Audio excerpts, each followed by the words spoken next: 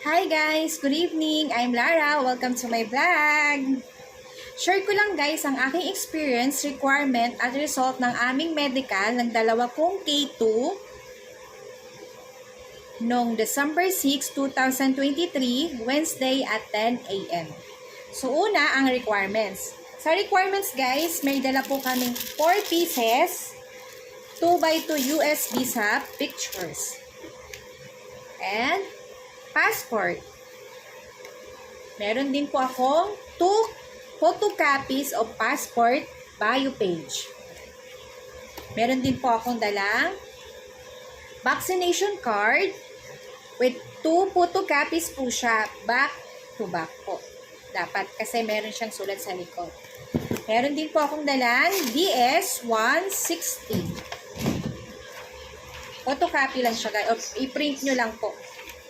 Then, meron po akong photocopy, 1 photocopy ng letter with case number. Ito po yung may K1 FTP, then may barcode po siya sa taas.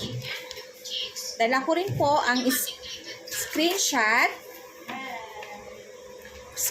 photocopy ng aking case ready number. Yan. Yun po yung mga requirements na dala ko guys. Pero sa K2 ko, wala po akong vaccination card na dala. Kasi hindi ko pa po sila napapa-vaccinan. So, ganito guys. Una, pumunta kami sa St. Luke's ng 9 a.m. So, 9 a.m., pagdating namin doon, nagtanong ako agad sa guard.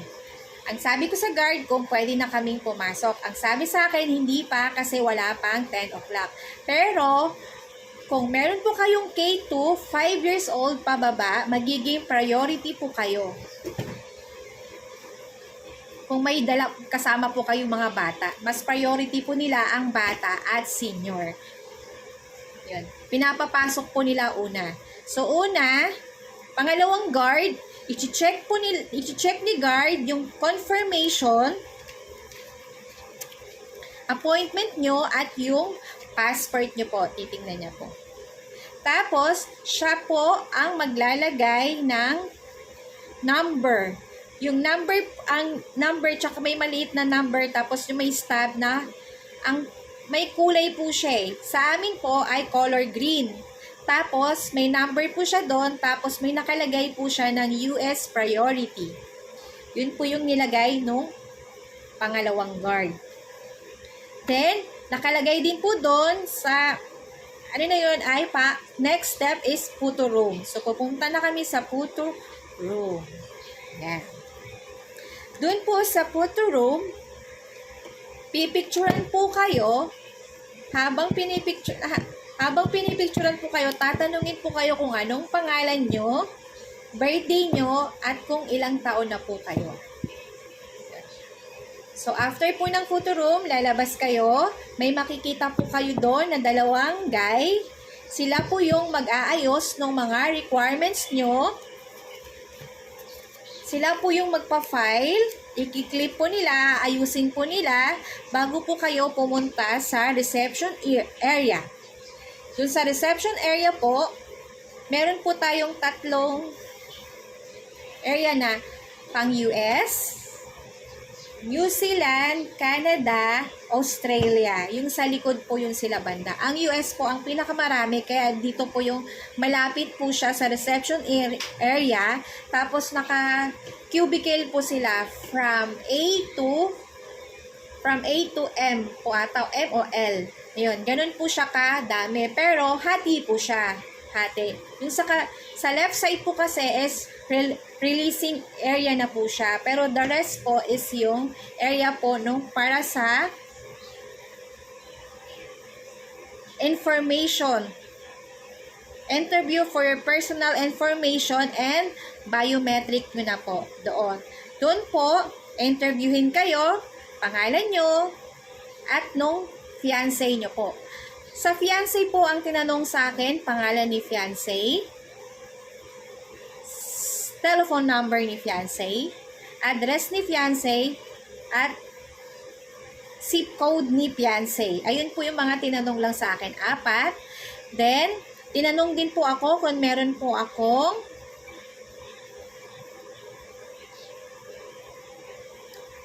visa interview. Kung tinanong po ako, sabi ko po, wala. So, okay lang naman wala, pero meron po kayong kokopyahin doon na parang confirmation na wala pong pananagutan si St. Luke's if ever na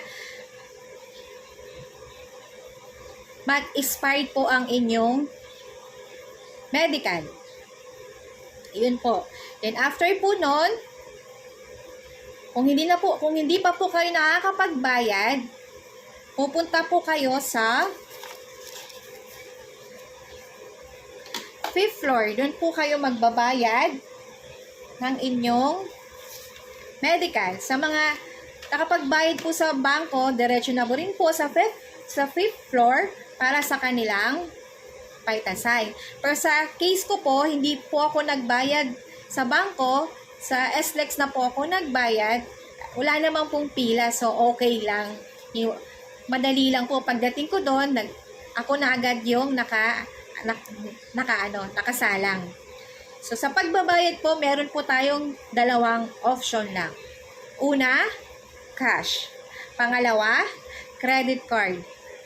Bawal po ang debit card at bawal din po ang dalawang transaction. Katulad nung kalahati cash, kalahati credit card. Hindi po siya pwede. Hindi po siya ina-allow ng cashier ng St. Luke's. Dahil tinanong ko po sila kung pwedeng ganon. Kasi yung credit card ko po nagkulang. So, para kung pwedeng i-ano ko siya, ikalahati ko, so hindi nangyari. So, nag-withdraw na lang po ako talaga for my K2, credit card, and for me is cash po yung ginawa ko. So, ganun po yung nangyari, kaya medyo tumagal ako doon kasi kailangan ko pang lumabas at nag-withdraw. Diba?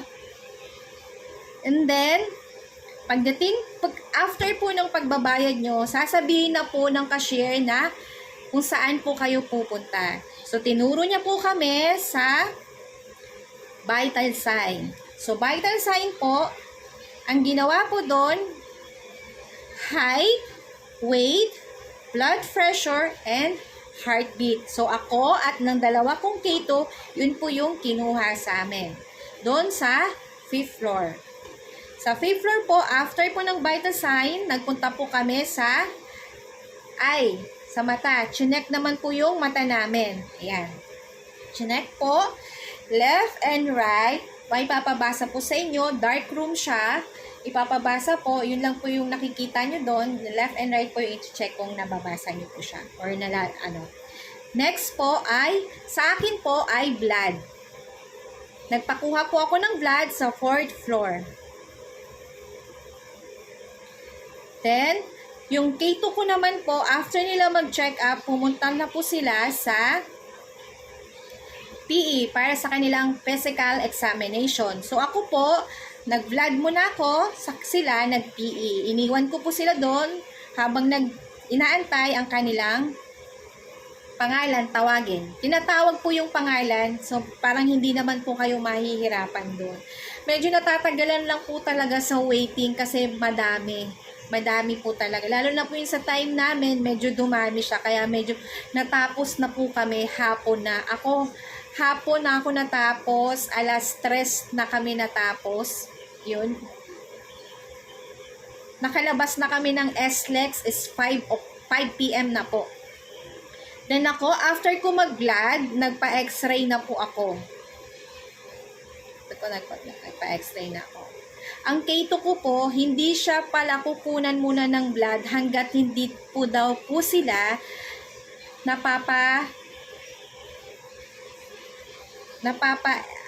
PE.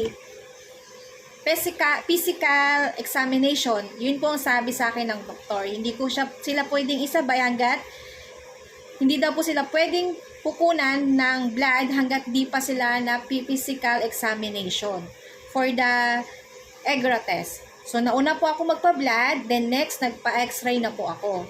Then, binalikan ko po si dalawang K2 at nagpasabay na rin po ako ng PE namin. So, examination namin. Physical examination namin. So, sa physical examination po, hiwalay po ang babae at ang lalaki. Si babae po ay babae yung doktor din. So, papasok, mag-waiting ka saglit. Tapos, kasama ko po ang aking K2 na babae na 5 years old. Kasabay ko po siya. Dalawa po kaming ini-exam. Then, may mga tanong po yung doktor about po sa mga medical nyo po sa katawan nyo, kung nagkasakit na ba kayo ng lulutong o dengue o nakagat na ba kayo ng aso. Ganyan po yung mga tinatanong, kung meron po ba kayong mga tawag nito naoperahan na po ba kayo, kung nagkasakit po ba kayo sa puso o ganun. Ang dami, payo ko lang po sa may mga nagkaroon ng ganon, kailangan nyo po magdala ng mga medical resort nyo o certificate o mga records nyo po sa mga dalhin nyo na lang po para hindi po kayo pabalik-balik sa St. Luke's lang po. Kasi tinatanong po talaga nila yung mga past medical nyo po. Tapos yun po, pinahubad po kami ng damit. Akin, underwear and bra lang po yung tinira. Pero naka-robe naman po kayo doon. May gown naman po kayo ipapasuot sa inyo. Then yung K2 ko nakahubad, nakapanty lang siya kasi bata pa naman siya eh. Tapos check lang po yung leg ko. Yan, chinek niya yung dito dibdib, medyo tapos yung tiyan, medyo prines po siya ng konti. Yung tiyan ko. Tapos, sinignan din po yung skin. Kung meron ako naging peklat nung bulutong, chicken pox. Yun, tinignan din. Pati din po yung K2 ko, ganun din po yung ginawa niya. Then, yung K2 ko na lalaki po, parang magkaiba po ng mga tanong. Sila, magkaiba po sa lalaki. Ewan ko kung, mas madali yung sa K2 ko na tinignan yung tenga niya. Sa amin, hindi na tinignan eh. Yung mata. Tapos, papaganunin yung mata, papasundan. Yung mata yung kamay, kamay ng doktor, gaganunin, susundan mo siya ng tingin. Yun. Tapos, yun, after nun, ako bumalik na sa x-ray. Bumalik na ako sa x-ray. Yung K2 ko naman, dahil nag-cut off na sila, hindi na kami nakaabot. So, tapos na sila ng kanilang PE, doon pa lang sila mag-EGRA test. So, kinuhaan sila ng dugo. After nun, pinapunta kami sa immunization para daw namin ng aming vaccination, pero dahil wala akong mapakita sa kanila at sinabi ko, pwede daw akong kumuha sa mga center kung saan ko pinaturukan ng mga anak ko nung bata pa. Pero yung anak ko po na 5 years old, meron siyang mga vaccination, which is malabo dahil nga nabaha. Hindi po nila inalaw. At hindi po nila inaalaw yung baliktad po yung mga ng doktor. Yung pirma or yung parang stamp nila, hindi po inaalaw ng St. Luke's. Ganun kahigpit si St. Luke's talaga. Hindi nila inaalaw yung may mga stamp ng doktor tas baliktad po. Ganun sila. So, hindi nila inalaw yung 5 years old ko na vaccination mula baby hanggang hanggang 5 years old. Hindi nila tinanggap. So, dahil nag-cut off, hindi na nila kami pinapauwi na nila kami. So, ang sabi sa amin, babalik daw kami ng December 11 for the result ng EGRA test ng K2 ko. So, yung K2 ko, Monday ang kanilang result. Pero yung sa akin, sad to say na the time, nalaman ko na yung result ng aking x-ray. Yan. So, yung x-ray, yung result ng aking x-ray ay, guys, Academy Sputum. So, eto, hindi ako naniniwala. Ewan ko, I'm healthy. Alam ko sa sarili ko. wala akong sakit. So, hindi ko alam bakit o kung ano nakita nila. Yun. Sige, okay lang. Pray and pray, then move on. Hindi. Pero sa totoo lang guys, nung makita ko to, na tulala ako or nalungkot talaga ako. Parang, ay nako, alam mo yung gusto mo nang magtuloy-tuloy ka. Tapos makareceive ka ng ganito, 'di ba? Nakakalungkot, nakakainis, nakakaiyak, pero ito yung ano ni Lord.